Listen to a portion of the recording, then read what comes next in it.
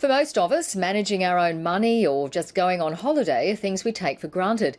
But for thousands of people with disabilities, that kind of independence has been unthinkable until now. The first stage of its National Disability Insurance Scheme is about to be rolled out. And for those who'll benefit, it's not about the politics, but about hope and a different future. Jane Margetts takes a look at the scheme.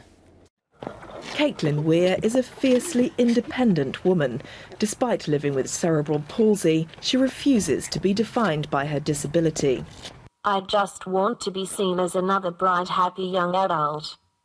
Speaking through a communication device, she explains she needs help with most things, from getting out of bed to eating meals. But she's not interested in 24/7 care.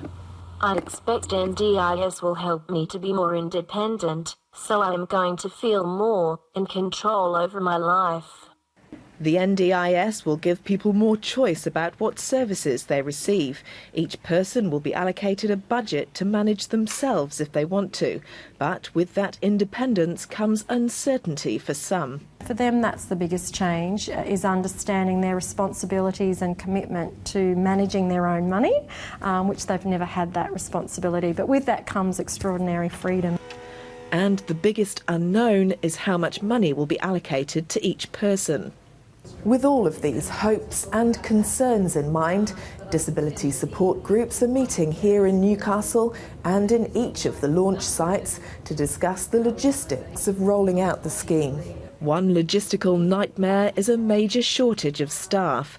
There are currently less than half the number of care workers needed to provide disability services. That's going to be a problem for a long time to come, but it's one that I think is being tackled by governments, it's being tackled by the service providers, and it's being tackled by people with a disability themselves.